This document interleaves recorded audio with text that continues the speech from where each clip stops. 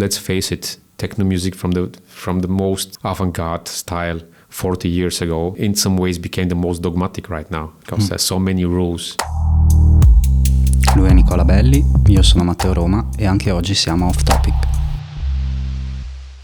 Negli studi di Prest 5 a Trento, con grande onore abbiamo con noi, lo vedete alla mia destra, KiNK, appena arrivato per la serata di questa sera di Basement al Sambapolis.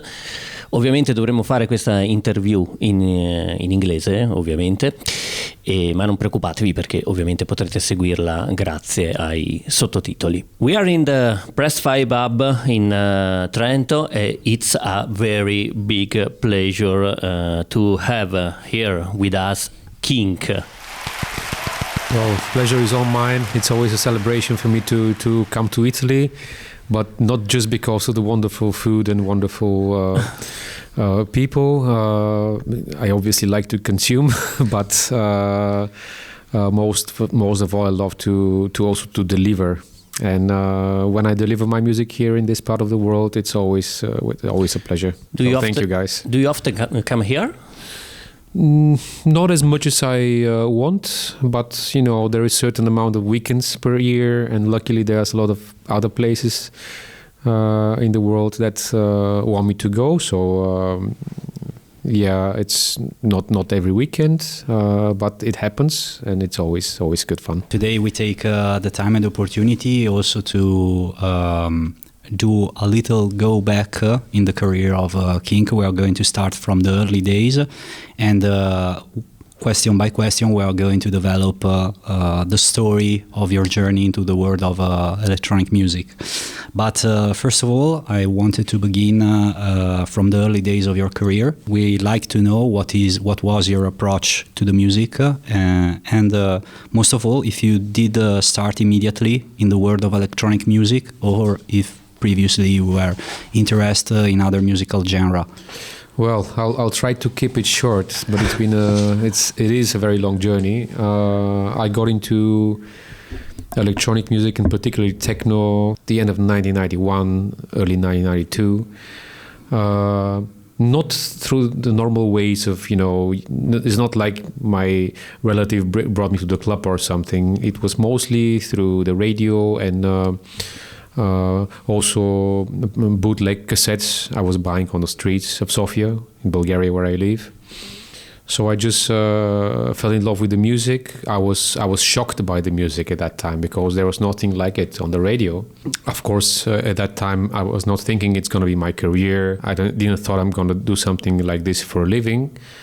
And that passion, it's been there for so long. And I would say the first good 8-10 years of me being an electronic music lover, I was mostly consuming it and dancing on it. But over time, I started having these ideas. So on certain recordings, I loved those recordings, but I would do those recordings differently. So at first, I started just doing edits of those recordings in a very basic way. I didn't have any equipment in the 90s. A friend of mine had a dual cassette recorder. So I would play, for example, the track I want to edit from one cassette. I would record a certain section. I would stop, and then I would rewind back and play back the same section if I want to extend it, if that makes any sense. So in the early days, in the 90s, I would just edit and manipulate sound with whatever I had at home. So either cassette recorder or a turntable that I would manipulate a little bit to create sounds. That was some sort of a start, and it's not a professional start, but it was a very important way for me to enter music. Since then, I learned how to make something out of nothing, and that approach stayed till today. Mm-hmm. And to answer your question about the music styles, my first passion was electronic music. And over time, I discovered classical music and jazz, and funk, and soul music through electronic music. It's totally the wrong way around. Normally, people get into music that's on the radio, and then they discover something more niche. For me, it was the opposite way. So basically you went from the niche to the more, let's say, mainstream sound. It was an inverted process. Absolutely, yes. But there was a moment in which you understood that things went really well and you start thinking about a daily routine based on this? Yeah, it was a very slow progress. It was year 98, I was able to properly start producing because a friend of mine, my current studio partner, his name is Konstantin Petrov. Mm-hmm. We also run our little label Sofia together. So in 1998, his stepfather won a little amount of money from the lottery, and he bought him a computer. So I was going to his place, and we were using software to produce tracks, and that software was capable to produce something that's finished. And then with the same person, around year 2000, we started DJing because he had access to, unfortunately, pirate music files, but because Bulgaria is the state of the economy was never been great. I was not able to financially afford buying records or turntables. So also because of my friends, we were able to start DJing with MP3s. And step by step, we had a DJ residency in Sofia, and about that time, I started producing started doing some sound design for radio, doing radio jingles. And over time, I thought that could be a career. I always loved it, but I couldn't imagine making a living with it. But slowly, options started appearing, and I grabbed those options. There is a particular timing, I think, in the perception of the public, of the crowd right now.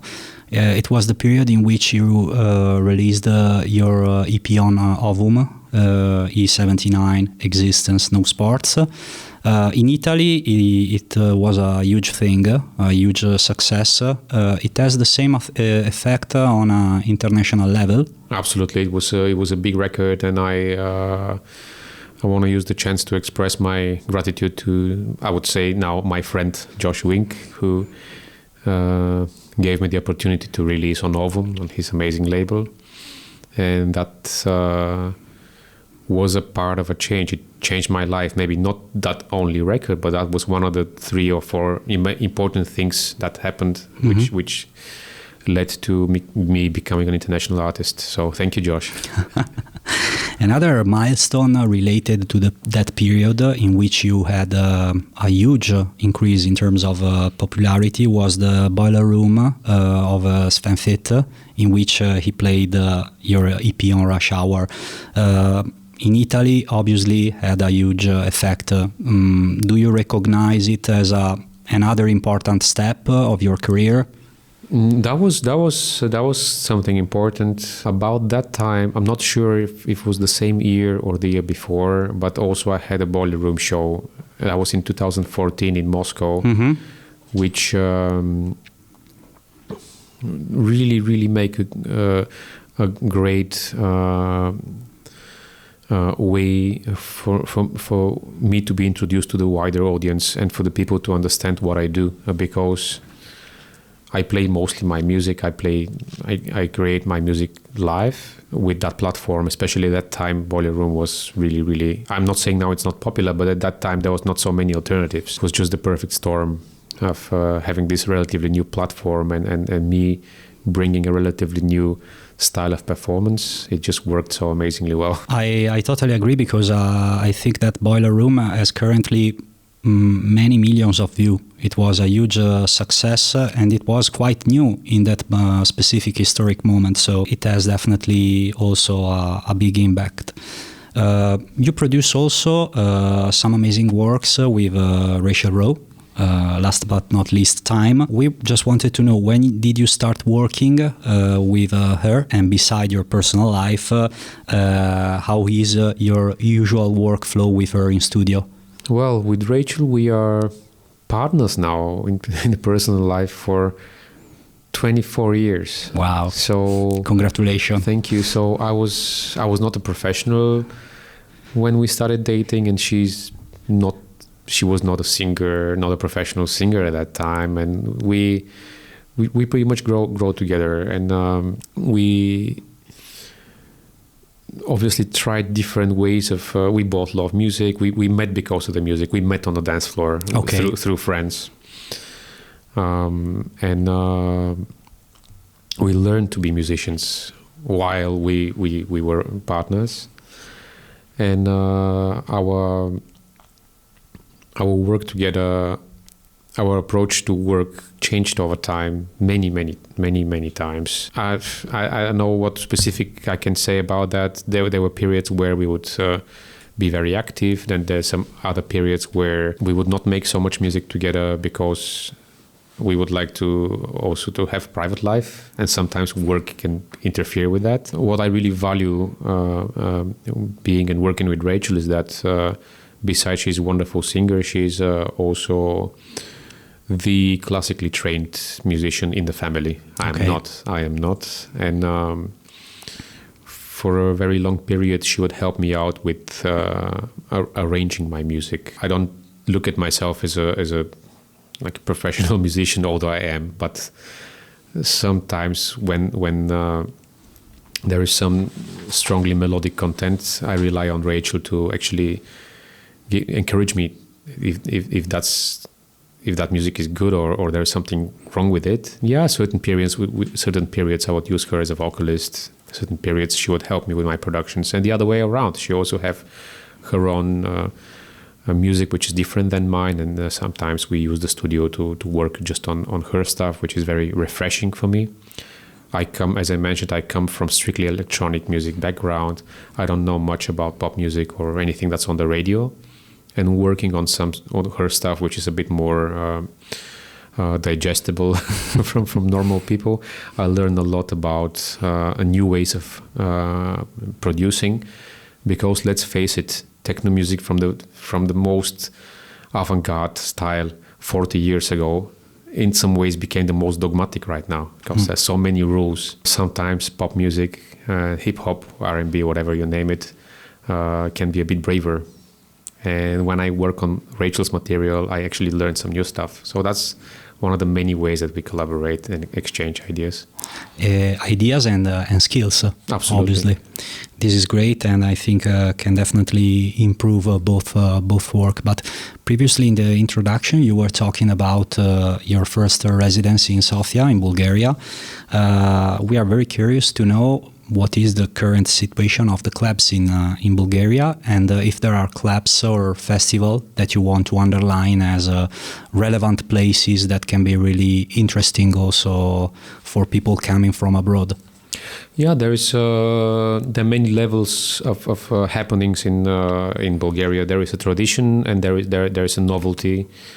One of my favorite, if not the favorite promoter, is very old, the one who brought house and techno back in the early 90s. Mm-hmm. They're called Metropolis, and they're still top organization, delivering quality experience, and according to music, somehow they managed to meet underground with something that also can relate to a bit bigger audience, because they make mostly big events. So they do amazing job, Metropolis, by putting a lot of people together, but offering them music that's interesting and a bit educational. And then on the smaller side, a relatively new promoter. I mean, they already exist for a couple of years, but they also do a really good job on the forefront of electronic music. They're called Faza. Mm-hmm. There are quite a few smaller venues in Sofia where I live. I have to mention Coupe.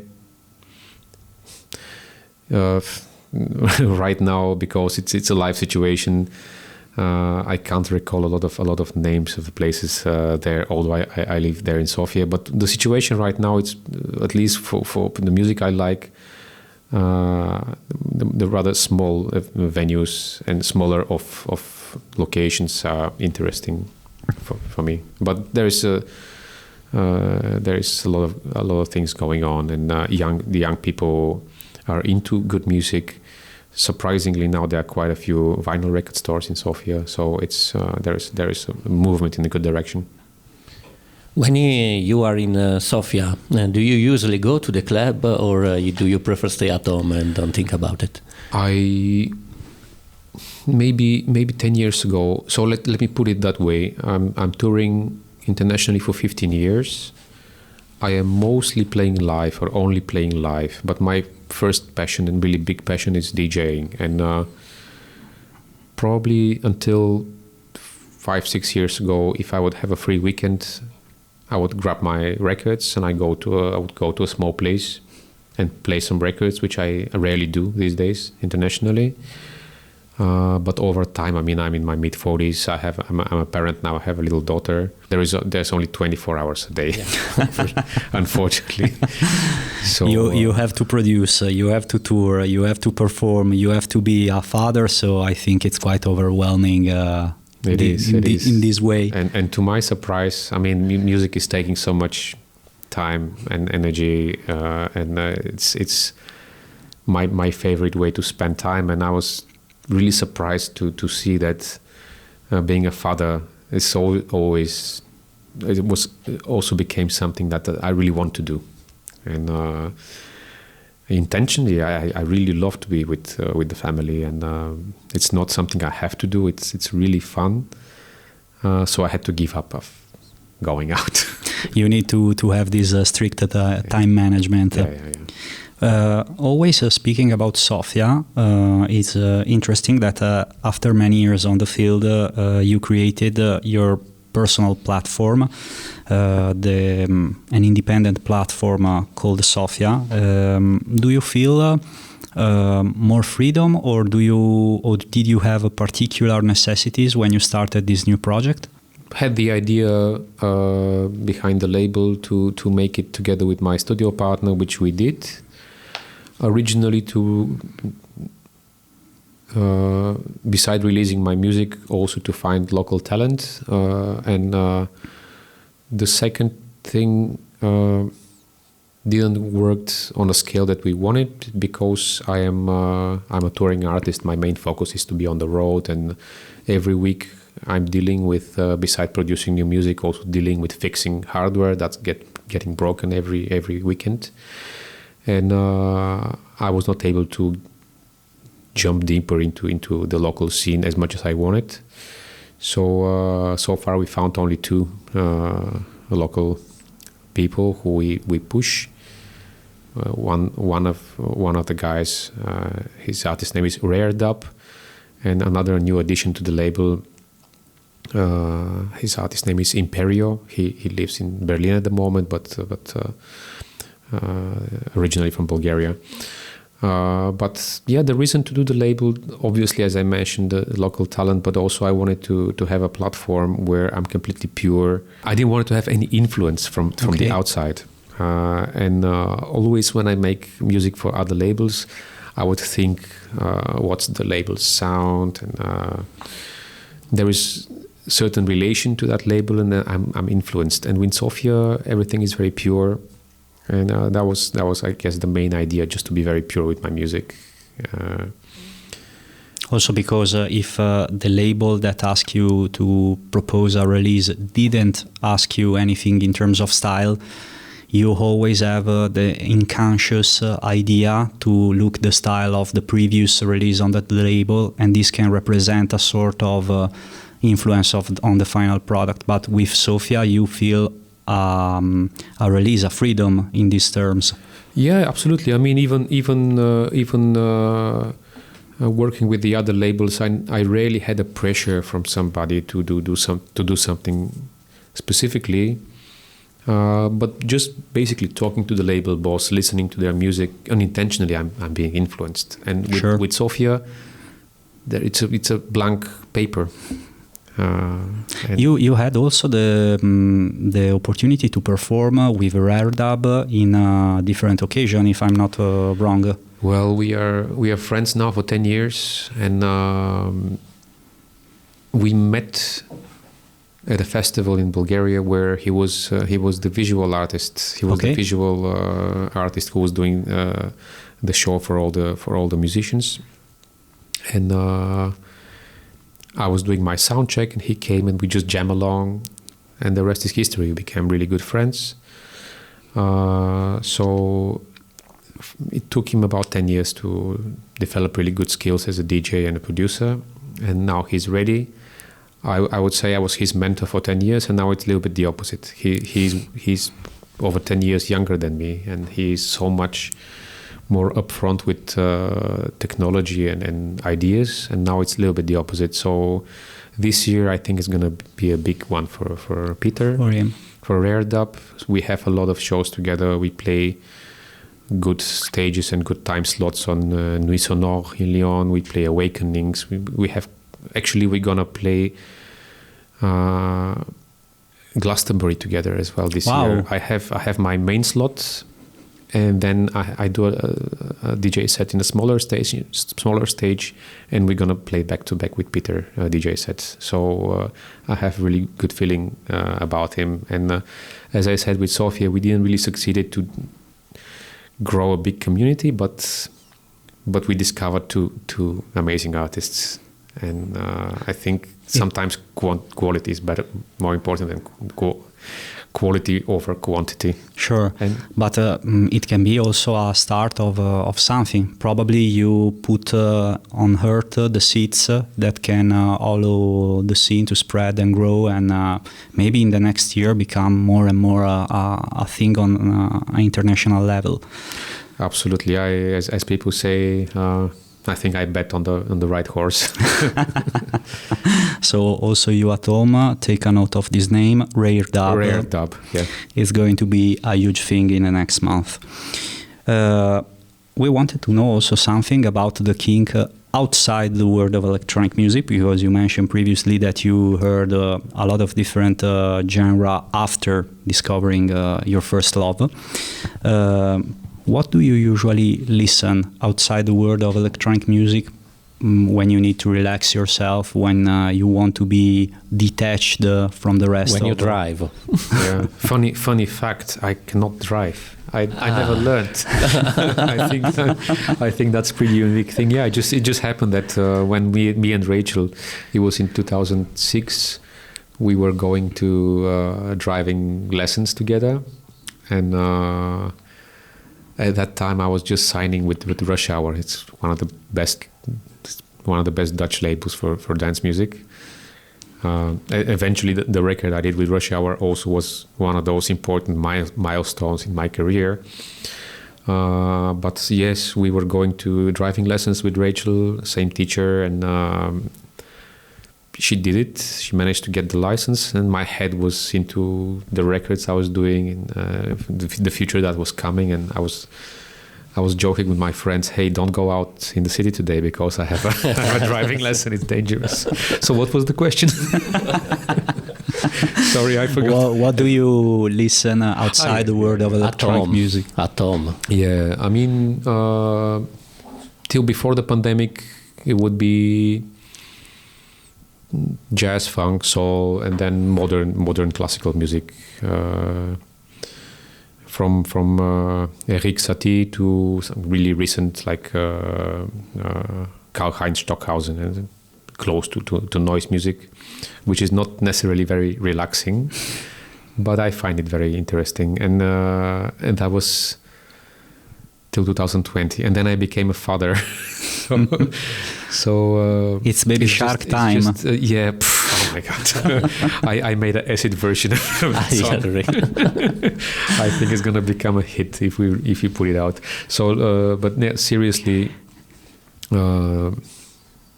there's so many activities at home and outside, and the music I listen for my pleasure. It's not. It's a little bit more challenging, and I don't want to torture my daughter. So we listen to a lot of pop music. What we listen to a lot in the past few months is the latest album by Andre 3000. Okay, the flute one. The flute one. It's a good album, no? It's yeah. So we listen to normal music that it's everywhere, and that's not normally what I would like to do on my own, but we have background at home, and I let Rachel to make the choices. And but there is always some sort of funk and groove and sort of experiment, even if it's top 40 radio music. A lot of young people is watching this podcast, and can be really interesting for them to know one thing in particular. You have a lot of different tasks that you have to accomplish every day, and it's not easy also to find a balance for the mind and for the body. How can you maintain your balance between studio work, travel, family, label managing, and all the things that you have to do on daily basis in order to avoid burnout and stuff like that? I don't avoid it. I'm close to burnout for the past 15 years, but still I'm not having a burnout, and it's definitely because of the amazing people I have around me. Rachel, first of all, she's beside we work on music together, she's helping a lot with office work, paperwork. And I don't know. She just have that ability of not having emotional attachment to any work that's not fun. And for me, writing an invoice, it seems harder than climbing Everest. And she doesn't have any emotional attachment. She does all the office stuff that I have to do instead of me, really quickly, and that takes off a lot of pressure. And my amazing agent Alma, who we work together for 10 years now, over time we developed certain trust and strategy that works. And basically these two girls in my life, Alma and my wife Rachel, they took out a lot of pressure. And label management, I have to say big thanks to Gerd Janssen and Oli at Running Back. I mean, my label is called Sofia, but pretty much Running Back is doing everything for me. My only part is the creative part. I just have to find music, create music, and have some sort of visual idea for the records, and the rest is done by somebody else. So I'm too much of a control freak. There is still things I can let go, but definitely to prevent burning out is you have to outsource things.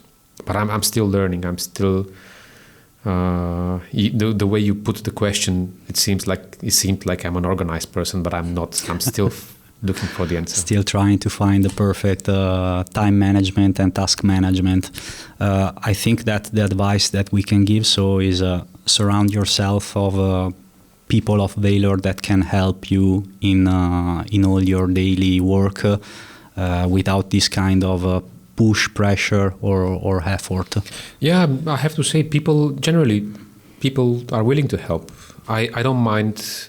Like when I'm in the studio, sometimes friends are coming, and I don't mind to mix a record for somebody else, fix the sound. I don't want the credit. And to my surprise, my wife didn't mind making my invoices. So if you need help, ask for help. Pure and simple. Yeah.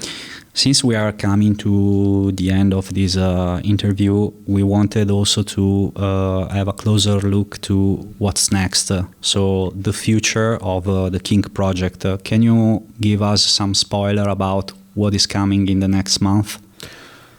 Yeah, we had a little spoiler. Previously, we had a little spoiler. Usual consistency. We are ready with a 10th release on our Sofia label, and it's going to be a compilation with 5 artists. So finally, we're going to be able to showcase a bit more of a local talent. So beside myself, Rare Dub and Imperio, there is going to be the other partner of the label, Konstantin, with a really interesting track. And a very old friend of mine, I'm not sure what's going to be his artist name. His original artist name was Sub. That was 20 years ago. Okay. I'm not really sure if he's still going to keep it, but we pick another track from him. So the 10th release on Sofia before the summer. In June, I'm dropping. I'm not sure if it's too early to announce, but yeah, I'm dropping 4-track EP for my currently favorite label, Mutual Rhythm from Germany. Yeah, and that's before July, and afterwards I'm just in the middle of making more tracks. And the summer is, the usual summer with hopefully amazing events. What's special for this summer is I play a lot with Rare Dub, so finally I'm able to have a backup with somebody to make a stronger statement about the sound that we are developing together. So that's for now.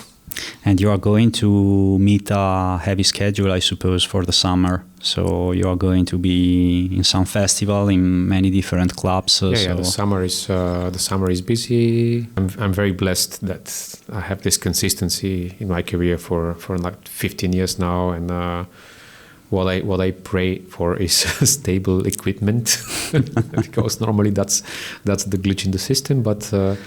Luckily, the technology is getting improved, and over time, everything becomes more reliable. So yeah, basically, my focus now is to organize my time better and to be able to finish a bit more music, because I have tons of music that I'm able to play, but it's mostly on a demo level. Because with my live sets, you just give me a loop and I can make a track. But I would like to share more of these loops with the audience, and now my focus is to develop a system which will allow me to be a bit more efficient in the studio and produce more music. So that's the goal. During the year, do you have a time that you are off for everything? That you don't play, you don't go to the studio? Yeah. I force myself to do that. Because I think it's necessary. It's necessary. I don't feel the need, but it seems that my body needs that time off. So every 2 months, I try to escape with my family for 2 days. I mean, I don't have long vacations, but every now and then we try to. Mostly, we're traveling in Bulgaria. We go to a small place in the mountains, and we have this quiet. Well, not so quiet time anymore, because we have a 3.5 years old wild kid. Quiet is something from the past, but it's also relaxing in a way. One last question before we close the interview. You are very attached to the world of hardware. We saw on daily basis your skill related to this kind of equipment. There is something that you think is absolutely a must-have right now in the world of hardware for who is approaching the world of electronic music in terms of production? Your question is if somebody is making music, what should be the main tool? Exactly. The laptop. I know it's. This is a surprising answer. This is an interesting answer. Yeah, and that's something that many people used to tell me before, and I refused to accept. But that's the truth. You need a good computer. You need a good pair of speakers. Ideally, if you have a good room, that's not bad. And then. The hardware equipment, for me, the hardware equipment is an inspiration. Mm-hmm. And certain analog equipment have a color, have a sound that you cannot achieve with plugins, but that's such a non-significant element. So for somebody who is getting into production, you just need a good computer, and the rest is just for inspiration, which is also important, but your engine, I think the computer is the best key platform right now. Can I be a good producer without or only with a computer, just with the computer, or is it impossible? For the young talent of the... I'm a painting artist by education, and my teacher was always saying the artist is the idea, it's not the tools. Because I mean, back then we would try in